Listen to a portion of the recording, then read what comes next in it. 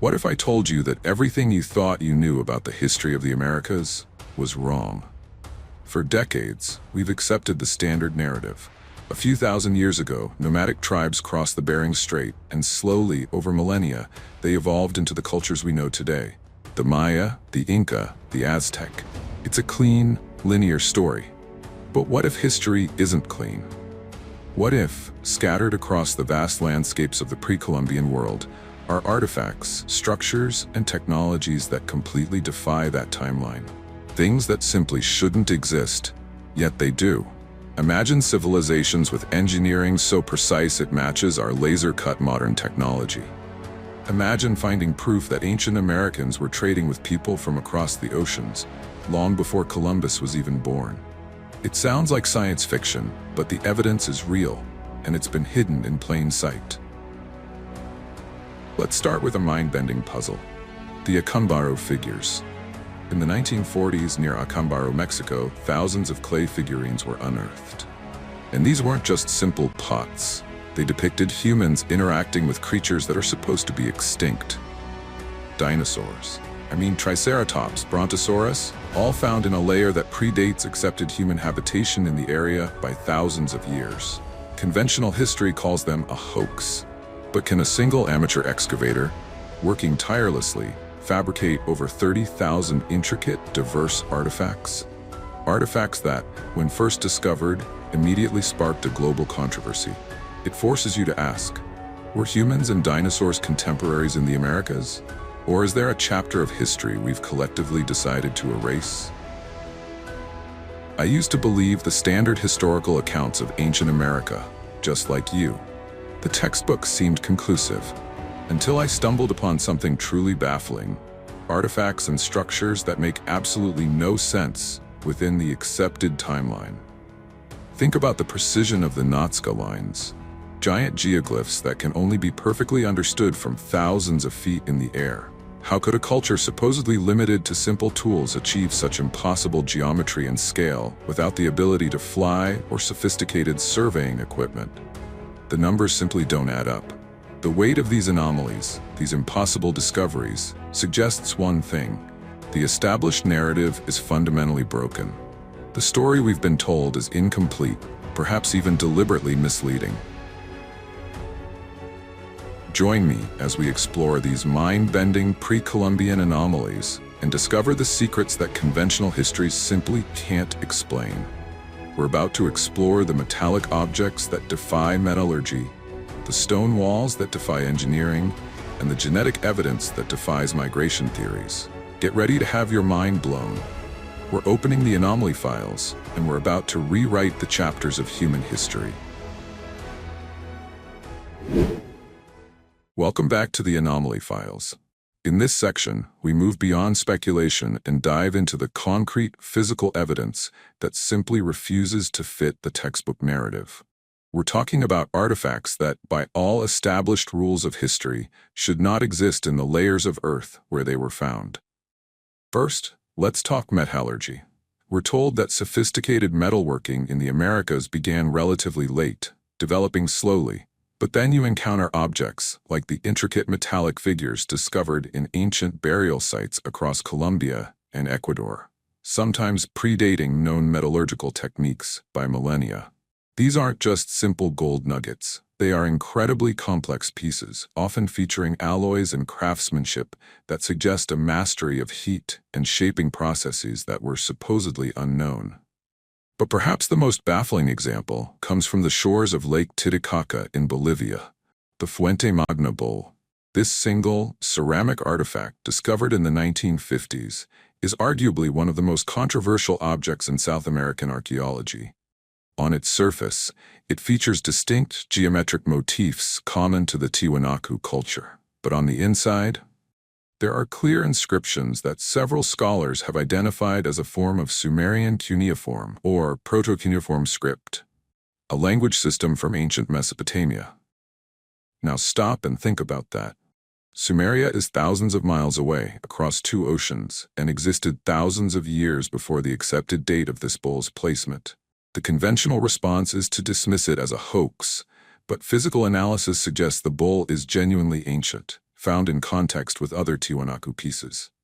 If this inscription is authentic, it blows the timeline of transoceanic contact wide open, suggesting connections between the Fertile Crescent and the Andes that conventional history cannot and often refuses to explain. Moving from metallurgy to the mind, let's explore the intellectual impossibilities. We often see ancient American cultures through a lens of primitive technology, but their knowledge of the cosmos and their engineering feats tell a vastly different story. Take the Maya. Their calendar systems and astronomical observations are breathtakingly accurate. They track the complex cycles of Venus with precision that rivals modern calculations. But how? With what tools? They supposedly lacked sophisticated optical instruments or accurate chronometers. Their knowledge wasn't just observational. It was predictive, deeply mathematical, and built on an understanding of large numbers and astronomical cycles that challenges our definition of ancient knowledge. This advanced intellect extends to material science. In the region of modern-day Ecuador and Colombia, evidence of platinum metallurgy has been found in pre-Inca sites. Platinum has an extremely high melting point, around 1,168 degrees Celsius. Even in the Old World, European metalworkers struggled with platinum until the 18th century. Yet, ancient cultures in the Andes were somehow refining and working this difficult metal. This wasn't simple smelting. This required controlled, incredibly high-temperature environments. It forces us to ask, were we wrong about the technical limitations of these ancient societies? Did they possess a lost high-temperature technology? Finally, let's look at the monumental, mind-numbing scale of their construction. This is where the sheer physical impossibility becomes undeniable.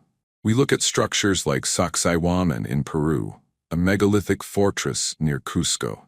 The walls are constructed from immense boulders, some weighing over 100 tons. And here is the impossibility. These stones are fitted together so perfectly, so precisely, that you cannot slip a credit card between them. This technique is known as polygonal masonry. It's not just about brute strength, it's about geometric perfection and incredible skill. How were these colossal irregular stones quarried, transported kilometers up steep terrain, and then cut and shaped with such surgical precision, supposedly using only bronze tools and human labor? The accepted theory strains credibility. But the ultimate example of impossible engineering is found at Puma Punku in Bolivia. This site features blocks of stone, made of hard-to-work andesite, that have been cut with angles and flat surfaces so flawless that they appear machined. Look at the famous H-blocks, identical, interlocking components with internal grooves and drill holes. They are so standardized and precise that they suggest mass production using advanced tools. We're talking about precision comparable to modern milling equipment. If the builders only had stone hammers and chisels, how could they achieve cuts that are perfectly straight, perfectly flat, and perfectly right-angled across huge slabs of extremely hard rock? The scale, the precision, and the material all combine into a singularity of doubt. Puma Punku stands as a silent monument proving that someone, thousands of years ago, possessed a technology that has been erased from the historical record. If the anomalies in Part 2 challenged our assumptions about when advanced civilization existed, this next section challenges our most fundamental belief about the ancient Americas: the concept of isolation. The official story states that after the initial migrations, the New World was cut off from the Old World until the 15th century. But what if the oceans were highways, not barriers? The first piece of evidence is perhaps the most difficult for conventional archaeology to explain: botanical anomalies. Consider the sweet potato. This staple crop, native to the Americas, was widely cultivated in Polynesia long before European contact. How did it get there? Either it floated across 4,000 miles of open ocean, highly improbable, or ancient mariners transported it. We also see the reverse: the discovery of certain African gourds, or bottle calabash, appearing in archaeological sites in the Americas millennia ago. These seeds couldn't have survived the journey naturally. Someone had to bring them. But the most famous, and frankly, the most confounding mystery, deals with Egyptian mummies. In the early 1990s, forensic tests performed on ancient Egyptian mummies, including one identified as Pharaoh Ramses VI, detected trace amounts of narcotics like cocaine and nicotine. Cocaine is derived exclusively from the South American coca plant, nicotine from tobacco, native to the Americas. Think about that for a moment. How did these New World plants get into the bodies of Old World royalty thousands of years before Columbus? This suggests a consistent, two-way trade route between the continents, centuries or even millennia before the accepted date of 1492. Conventional history dismisses this, pointing to contamination or dating errors. But the evidence is chemical, consistent, and requires a truly extraordinary explanation to uphold the isolation model. The implication is profound. The world was interconnected on a scale we refuse to acknowledge. Now, let's look at the echoes of culture. If contact occurred, we should see shared ideas, a kind of cultural fingerprint across the globe. And we do. Start with architecture. Why did so many disparate cultures, entirely separated by vast oceans, independently develop the identical impulse to build colossal four-sided pyramids? From the Giza Plateau to Teotihuacan, the geometry is eerily similar, often oriented to specific celestial events. Was this a universal architectural inevitability, or the lingering legacy of a shared, older culture that transmitted this knowledge globally? Even more striking are the mythological and artistic parallels. Consider the motif of the plumed serpent, Quetzalcoatl to the Aztecs, Kukulkan to the Maya. This is a massive feathered snake deity that rules the sky and the waters. Now compare this to the iconography of the Asian dragon, particularly the serpent-like lung dragon, which also controls the elements and is a symbol of celestial power. Are these two highly specific, complex symbols, a feathered, flying serpent, merely a coincidence?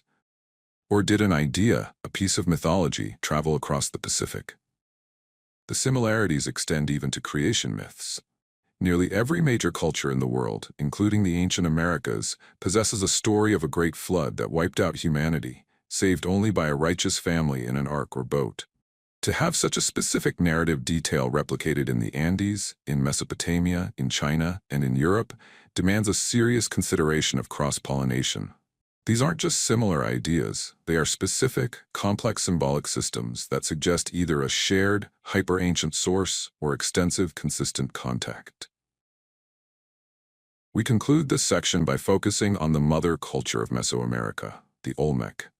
Emerging around 1500 BC, the Olmec developed writing, sophisticated agriculture, and massive ceremonial centers, long before the Maya. But their identity presents one of the biggest challenges to the isolation theory. Specifically, look at the Olmec colossal heads.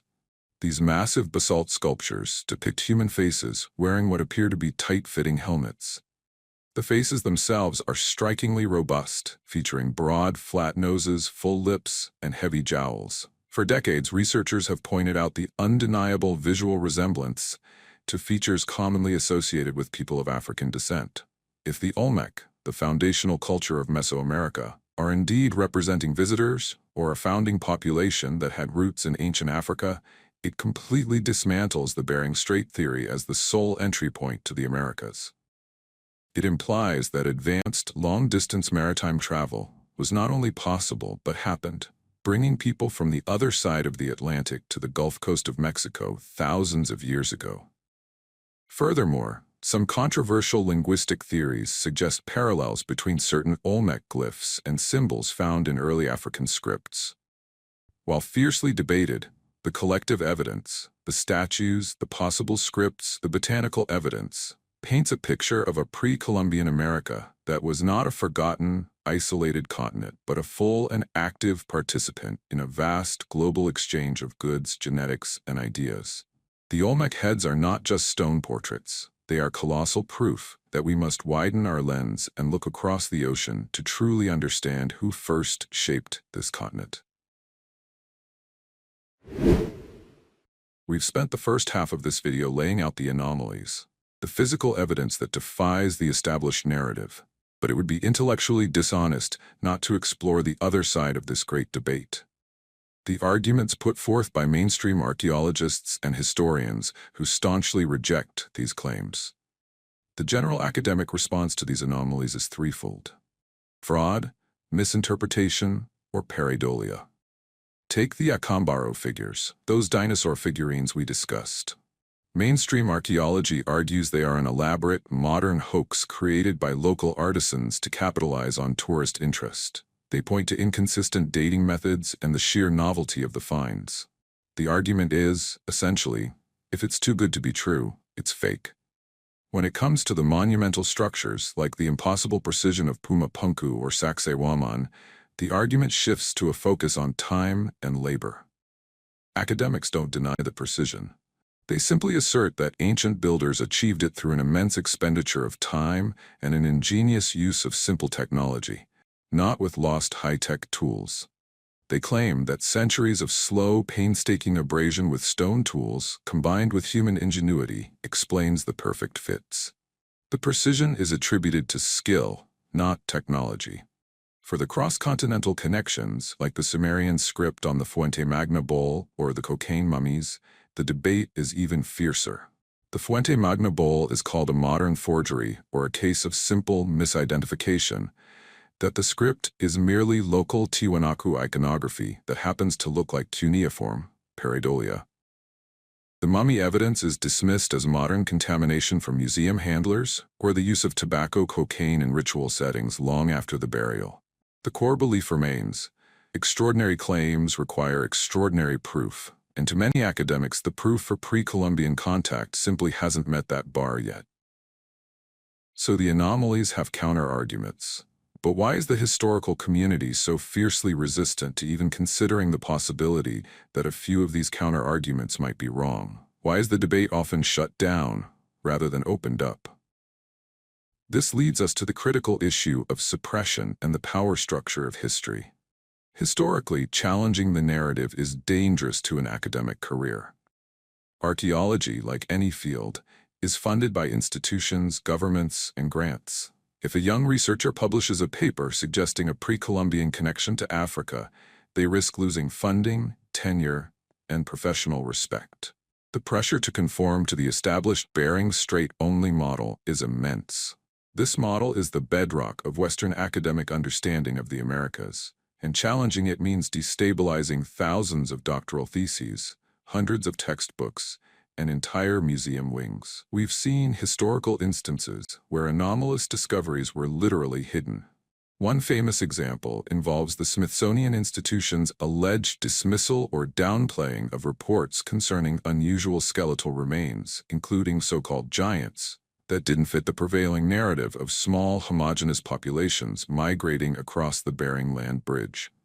While these reports are often sensationalized, they highlight a pattern. If a discovery threatens the fundamental accepted story, it is far easier to dismiss it as a mistake, a lie, or a forgery than to engage in the painful process of rewriting history. Ultimately, the suppression of alternative theories isn't always a malicious conspiracy. It's often the simple inertia of a massive institution resistant to change. The current narrative, however incomplete, is safe and profitable for the establishment. This brings us to the final, necessary question of this section. Who benefits from maintaining the status quo? The idea of the Americas being discovered by Europeans is a narrative that historically justified colonization and conquest. If the Americas were isolated, technologically simple, and only waiting to be found, it reinforces the European perspective of superiority and discovery. If, however, the continent was part of a global, advanced network thousands of years ago, that entire justification collapses. The traditional narrative serves to simplify the past, control the present, and maintain a historical hierarchy. But for us, the independent thinkers and researchers, the answer lies not in finding fraud, but in seeking truth. We should respect the critical standards of archaeology, but we must also demand that they examine the anomalies without prejudice. Because until we fully confront these impossible artifacts and structures, the most exciting chapters of humanity's history will remain locked away, hidden beneath the weight of comfortable, but ultimately broken, conventional wisdom. In the past few moments, we have challenged the exit history of the pre-Columbian world. We've seen metallic artifacts that defy metallurgy, monumental structures that defy engineering, and genetic evidence that defies isolation. Now, let's stop debating the validity and start contemplating the meaning. What would happen if the academic world finally acknowledged these anomalies, not as hoaxes or errors, but as legitimate pieces of our global past? The impact would be nothing short of revolutionary. Firstly, it would utterly destroy the timeline of human migration. Instead of a slow, single-route journey across the Bering Strait, the new story would be one of simultaneous, multi-directional global travel. It suggests the New World wasn't just populated by Siberian tribes, it was visited by Africans, possibly Phoenicians, and ancient Asian cultures, all millennia ago. Humanity's maritime capabilities would be instantly redated, proving that our ancestors mastered global navigation not in the age of sails, but in the age of stone. Secondly, it would fundamentally rewrite the story of technological development. The precision of Puma Punku, the existence of platinum metallurgy, and the advanced astronomical knowledge of the Maya would mean that there were lost civilizations, cultures with technological capabilities that we assume are modern, but which existed, then vanished without a trace. It forces us to confront the idea of a cyclical history, where technological peaks were achieved only to be swallowed by catastrophe, leaving behind only anomalous remnants. This new history isn't just about dates and locations, it's about restoring the dignity and complexity of ancient human genius. It elevates the pre-Columbian cultures from isolated, slowly evolving societies to key players in a massive, interconnected, global human network. Accepting these anomalies doesn't provide all the answers. It simply gives us better, deeper questions to ask. If these cultures were so technologically advanced, why did they disappear? Was it climate change? Was it war? Or was it some cataclysmic event, like a massive asteroid impact or a planetary shift, that wiped the slate clean, leaving only the most resilient megalithic structures behind? The answer to the mystery of the anomalies may very well be tied to the mystery of the great destruction events in our planet's past. And perhaps the deepest question of all: where did the knowledge originate? Was it developed independently, then shared globally? Or did it stem from one singular, highly advanced mother civilization, a true global Atlantis, whose remnants sparked these technological and architectural booms on every continent? We stand at a crossroads. We can continue to trust the comfortable, broken narrative, or we can choose to look at the evidence with fresh eyes, embracing the vastness of what we still don't know. The ancient world is not a closed book, it is a frontier. And every anomaly, every impossibility, is a clue leading us back to a human story far more incredible, complex, and profound than we have ever dared to imagine. The truth is out there, waiting for us to ask the right questions. We have reached the end of our journey through the pre-Columbian anomaly files. But for us, this is just the beginning of rewriting history. We've seen the impossible. Precision engineering at Puma Punku that rivals modern machining.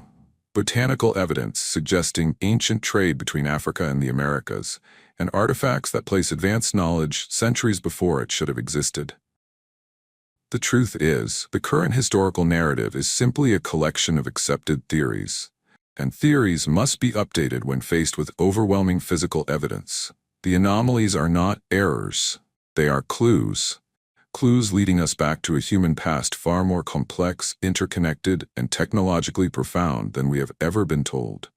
The time for silence, denial, and suppression is over. The time for questioning is now. If this video has inspired you to doubt the dogmas and seek the real truth, then I invite you to join this quest. Your participation is vital. Do your own research. Use the resources linked in the description below. Share your findings. What piece of evidence was the most compelling for you? Let me know in the comments. The debate starts there. If you believe that history needs a rewrite, hit that like button. And if you want more deep dives into the suppressed chapters of our past, make sure you subscribe and turn on notifications. Thank you for watching, and thank you for daring to question. The past is waiting. Let's uncover it together.